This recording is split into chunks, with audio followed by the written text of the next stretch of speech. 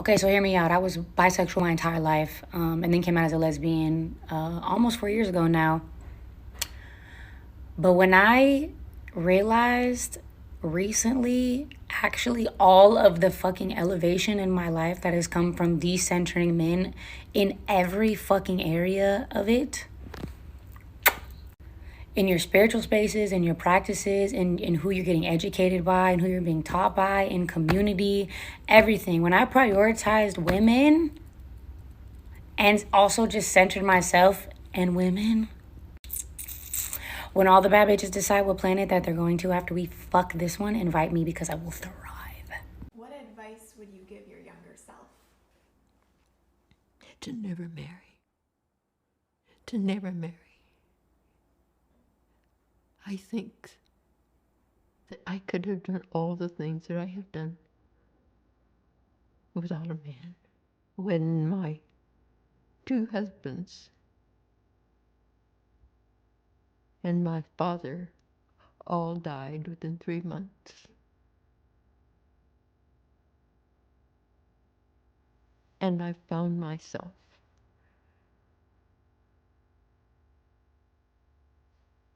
Betty, because I was no longer Betty Charbonnet, no longer Betty Reed. I was no longer defined by someone else's name. I just want to open up space for you to say anything to the audience or to the camera, anything on your mind. So where are you at in your love life right now? I'm single and very happy. Do you see yourself ever dipping back into the dating pool? I think that society thinks that women are damaged or incomplete if they're not dating or don't have a significant other. Yeah, I don't feel that way. I actually feel so fulfilled. More than ever? More than ever. I don't have anyone's dusty son in my bed with their dirty, stinky socks bothering me. Like, I can spread out in my bed. You're the queen of your life. You're the decorated CEO. my house the way I want it. I redecorated everything. Yeah. And I'm just really effing happy. It's got to be the cherry on top. 'Cause we already got the cake. Totally. Okay. I have everything I can possibly want in my life, you know? And if you can come and add value, maybe I'll think about it. What is the value that you are looking for at this current moment in your life? I would prefer someone that has children, because Blend the family together. you have to understand my life. Yeah. And also, I'm done having kids. So You're done. Yeah, I don't Okay. want to date anyone that's like, you know, let's say we fall in love and he's like, but I want a kid. I'm done. Okay. I would definitely want someone that has either more money than me or up to par with me. I don't want to take care of anyone. If you think that a man is not going to date you, not going to kiss you, not going to sleep with you, not going to send you flowers, not going to meet your family, not going to fly you out, not going to take you out to dinner, not going to text you for months, not going to do all this da-da-da-da-da unless he likes you, then you are crazy. You're crazy. Men will be married to you for 50 years and hate your guts the entire time. You're projecting that. You're projecting that as a woman because you would never do those things for somebody that you don't like. You would never do those things. You would never spend months, love bombing and gaslighting somebody that you don't like. That's you. You're projecting that. Because they absolutely would. You know why? Because there is reward in that for men. As a woman, you have to understand relationships are literally a liability to you. They put you in more danger than you were in before. And not only that, but this danger creeps up on you slowly and steadily, most times, with most men. I cannot tell you how many comments I've read just in my own comment sections. Like, oh yeah, he was great until we moved in together. He was great until accepted his proposal. He was great until I got pregnant. The leading cause of death for pregnant women is being unalived at the hands of their own partner. And y'all are over here thinking, oh, he wouldn't do all this if he didn't like me. He would do all that and more and hate you and want you the whole time. Because you don't represent love to a man. A man represents love to you. Men are not with women for love. Men are with women for status, access, convenience, for free labor. How many women can say that they would get all that from a man? Status is not handed out to women for dating a man because everyone knows that men are easy to come by. Easiest thing you can do in life as a woman is have a boyfriend, find a boyfriend, and keep a boyfriend. You know why? Because men are leeches. Like, you have to get rid of them, actually. Once they're in your life, oftentimes the hardest part is getting rid of a man. Getting a man into your life is not hard. That's why people don't consider it a status thing. Typically, it's a little bit embarrassing. And not to mention, as a woman, it actually closes a lot of opportunities up for you. Men don't like women with boyfriends. It's always like a disappointing thing. So no, it doesn't give you any more status or any more opportunity. Whereas married men automatically earn a lot more money and respect and status once they're married.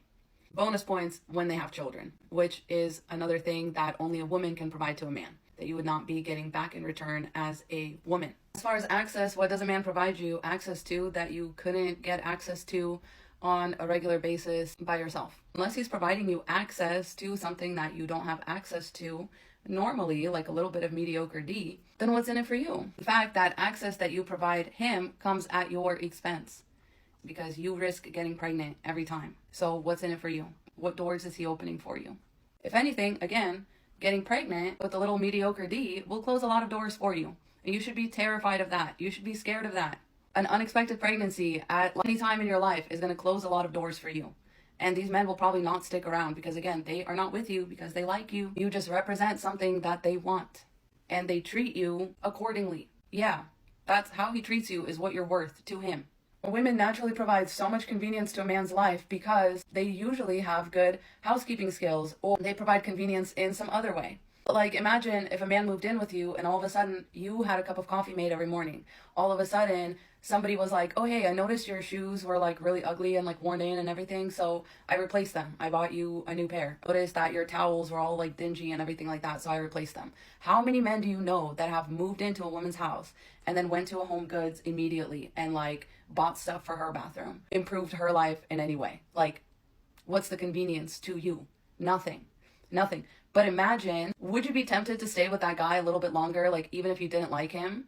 But if he was making you coffee every day and like your bed sheets always smelled good and like he put fresh cut flowers in the house every week and he had the fridge stocked and he bought you like all new soaps and like all new shampoos and like was replacing stuff, like, yeah, anyone will stay with a good partner, which is what most women are and are fully expected to be. Like, you need to be scared more that men are just using you for this instead of accepting subpar treatment, thinking that, no, he really does love me. He didn't love me. He wouldn't have dated me and introduced me to his family and moved in with me and like married me. He absolutely would. He absolutely would. And all that those milestones mean is that he didn't find anybody better by that time than you. And you stuck around. That's all that means. You stuck around. Free labor. How much free labor have you ever gotten from a man? And by free, I mean thankless, unrecognized, and never thrown back in your face. Exactly. You get to do a whole shit ton of labor just by him not doing it. He gets to say, oh, I don't do the dishes. I don't clean. I don't cook. I don't do any of that. I'm not good at it. So I'm not going to bring that to your life. But, you know, if your car ever needs an oil change, I'll take it in. I'll fill your gas tank. Like, that's not even close to the same amount of free labor that you're getting from him versus what you're giving him. In no other scenario would that be acceptable. Like, if we were roommates and I said, hey, roomie, how about this deal? Okay, check this out. How about you cook, clean, do the laundry, be in charge of all the decorating, like remind me when I have like family birthdays coming up, purchase gifts and cards for those, you know, make this house a home, okay? And what I'll do as your roommate is I will take care of everything outside the house. Oil changes, I got you. Fill up your gas tank, I got you. Mowing the lawn, I got you. And it'd be insulting enough if I actually like followed through on those things as a roommate without being nagged, and like that would still be a really bad raw deal for the other person who has to do these like daily inescapable, monotonous, and really difficult tasks while I only do maybe one task per week, whereas the tasks that they do them multiple times a day. It'd be bad enough if that was just the exchange in itself, but what's worse is that most men will say that they're going to do these things and then they don't. And you end up having to nag them and you end up having to do all this stuff. There is no free labor when you're with a man. You understand that, right? He's not going to ever give you free labor because nothing to a man is free. He will either expect recognition, praise, respect, favors, whatever, for those things that he does for you, or they will be just automatically recognized by everybody all the time. You are losing as a woman in all of the 4 categories that I named. The things that you do for a man, he will not reciprocate just based on statistics and real life examples around you. Like, I'm literally asking you to think of when a man has provided a woman with any of these things in these 4 categories consistently and without having to have his D sucked by everybody around him just for doing it. It's rare. It's really rare. If you want to stop being like men's lesson on the way to treating somebody else better, If you're tired of like, oh, he said he was going to post me and then he didn't, and now he's posting the girl that he's with right now, like, and I don't know, that just makes me so angry. Like, you should be angry. You should also realize that you baseline know all the things that I just told you. You baseline knew all of that. You baseline knew that you were the prize and should have been treated as such. Because objectively, you are. When you believe a man who says, oh, I don't post my girlfriend, but you want that, then don't stay with him. There's a million of him. If you want a guy to stay with to treat you mediocre, then stay with any guy that you're with. You know what I mean? Never ask for anything more. You know, just believe him when he says that he doesn't really do the things that you want. Then you'll be a lesson for every guy. And then every girlfriend he has after you is going to be that girl that he posts and gets flowers for and goes out of his way for. Because you didn't know that you could just walk away. So Godspeed. Stay safe out there. I love you. Mm-hmm. You know, I may make light of the reasons why I'm getting a divorce, but truly one of the biggest ones is I've been in this masculine energy for so long that I have lost my identity. Like, I really feel like a damn man for most of the time in this relationship. I have endured things that no woman should have to deal with when it comes down to things like protection. Imagine now, my son, one of them, teenage son, not 5 years old, teenage son, thought he was going to be in an altercation with another guy. I had no idea. He walks past his dad, he walks past his brother, and he says, Mom, come with me. This guy is talking shit, and I want, I think it was his computer or something. He wanted something back. Without hesitation, I jump in the car. My gimpy, post-stroke surviving self jumped in the car to take this boy to meet this kid for a potential altercation with no hesitation. I drive him over there, and he actually gets into a fight.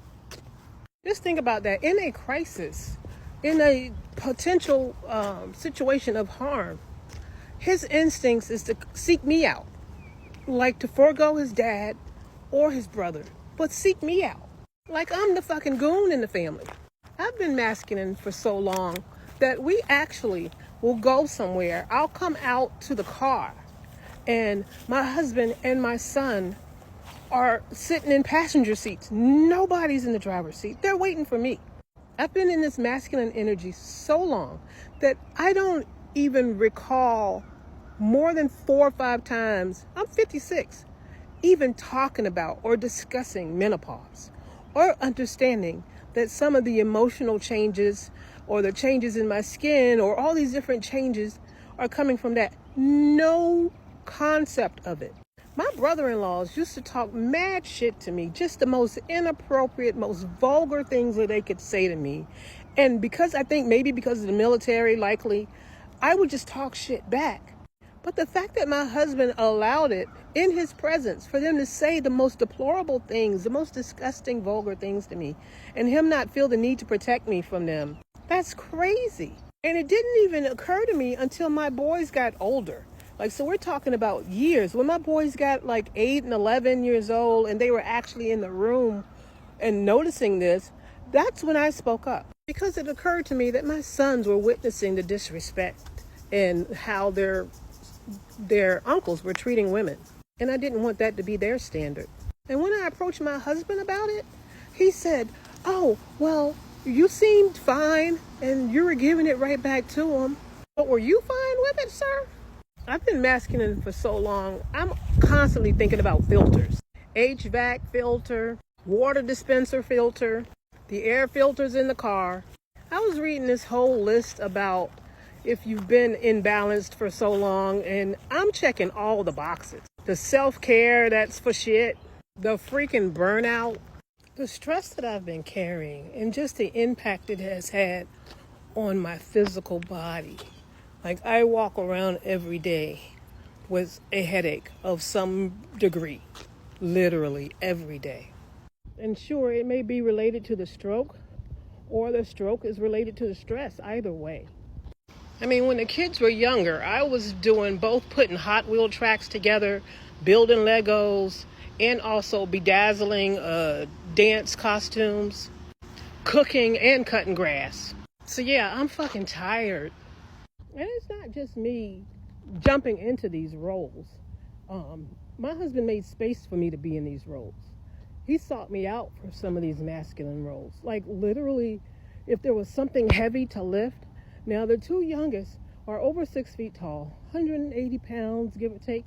But he would seek me out. Babe, come help me move the couch. Babe, come help me move the table. And if you're wondering, yes, even intimately. In the past, me initiating was a treat. But then that became the norm in this relationship.